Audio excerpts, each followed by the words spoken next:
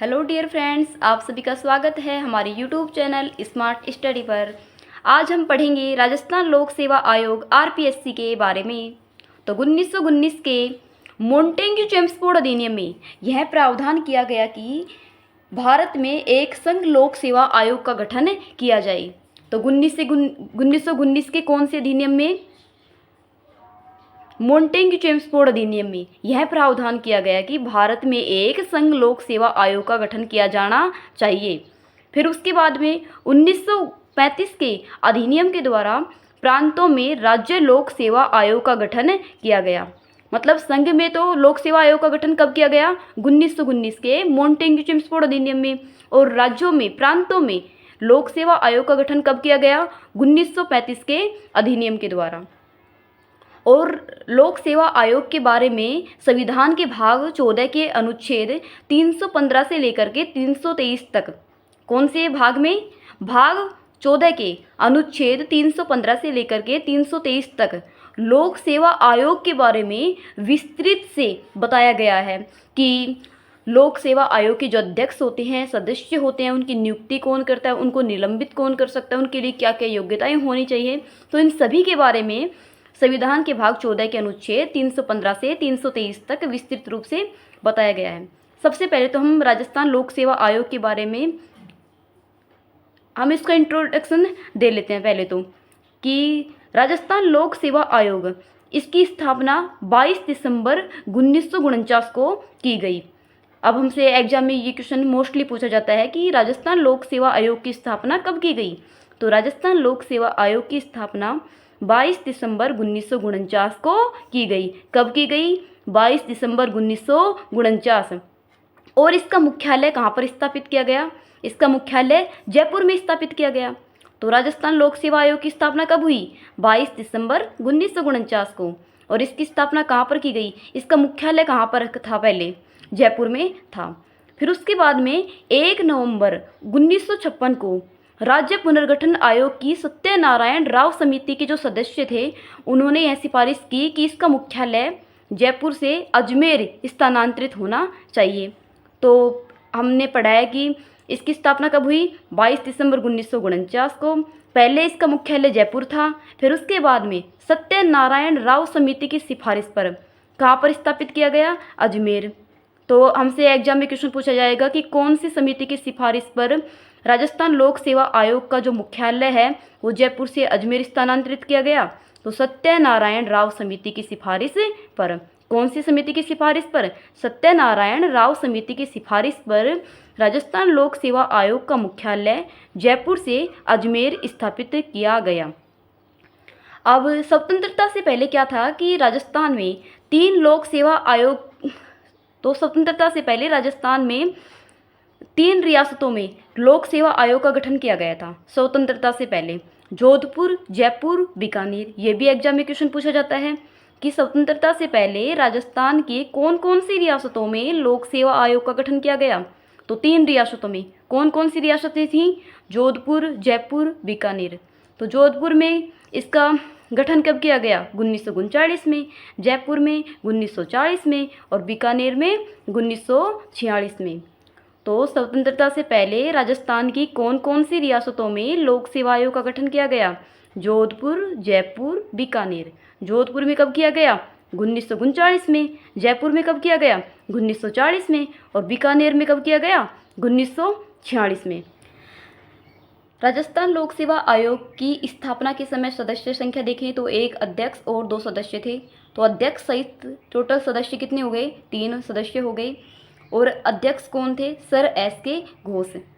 और 2011 से 1 अध्यक्ष और 7 सदस्य हो गए हैं। संविधान लागू होने के पश्चात आरपीएससी के अध्यक्ष एस.सी. त्रिपाठी। मतलब संविधान लागू होने के पहले तो आरपीएससी के अध्यक्ष कौन थे? Sir S K. घोष, प्रथम अध्यक्ष सर एस.के. घोष। और संविधान लागू होने के पश्चात आरपीएससी के जो प्रथम अध्यक्ष हैं वो हैं एस.सी. त्रिपाठी। और जो कि यूपीएससी के सदस्य भी रह चुके हैं, एस.सी. त्रिपाठी। और ऐसे ही राजस्थान में अभी तक 3 आरपीएससी के मेंबर हैं जो कि यूपीएससी के सदस्य भी रह चुके हैं। पहले तो एस.सी. त्रिपाठी हो गए, एक है प्रकाशवती शर्मा और कांता खतूरिया।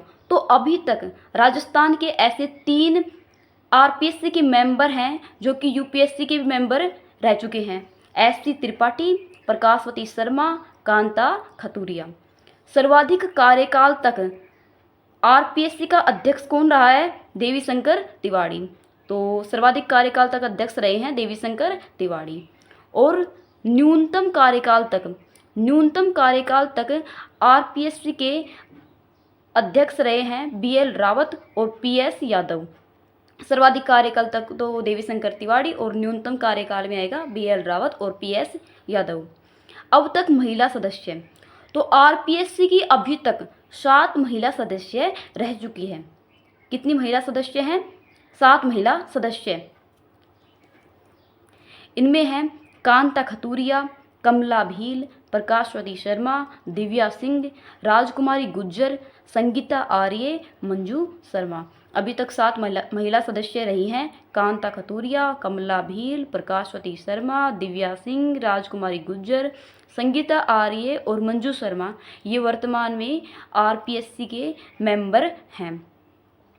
और कार्यवाहक अध्यक्ष कितने रहे हैं? अभी तक 8 कार्यवाहक अध्यक्ष रहे हैं। आरपीएससी के 8 कार्यवाहक अध्यक्ष हैं L Joshi, S Tak, S Singharia, Jaswant Rathi, N Meena, D Saini, Shiv Singh Rathore, Kailash Chand Meena, जो कि वर्तमान में भी आरपीएससी के कार्यवाहक अध्यक्ष हैं। तो वर्तमान में आरपीएससी के कार्यवाहक अध्यक्ष कौन हैं? कैलाश चंद मीणा। तो अभी तक 8 आरपीएससी के कार्यवाहक अध्यक्ष रहे। राजस्थान लोक सेवा आयोग के बारे में संविधान के भाग 14 के अनुच्छेद 315 से लेकर के 323 तक विस्तृत रूप से अध्ययन दिया गया है।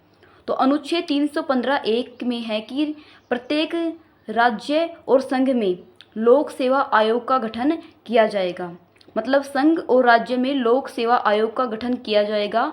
यह संविधान के भाग 14 के अनुच्छेद 315(1) में दिया गया है। अनुच्छेद 315(2) में है कि 2 या 2 से अधिक राज्यों के लिए संयुक्त लोक सेवा आयोग का गठन किया जाएगा। मतलब 2 या 2 से अधिक राज्य हैं तो उनके लिए एक संयुक्त लोक सेवा आयोग का गठन भी किया जा सकता है। अनुच्छेद 316(1) में है इनकी नियुक्ति और योग्यता के बारे में बताया गया है। अनुच्छेद 316 फर्स्ट में क्या है? आरपीएससी के जो सदस्य और अध्यक्ष हैं उनकी नियुक्ति और योग्यता के बारे में बताया गया है। तो अध्यक्ष और सदस्यों की नियुक्ति राज्यपाल के द्वारा की जाती है। तो आरपीएससी के जो अध्यक्ष हैं, सदस्य हैं, उनकी नियुक्ति राज्यपाल के द्वारा की जाती है। और योग्यता में 10 वर्षों का इनको प्रशासनिक अनुभव होना चाहिए।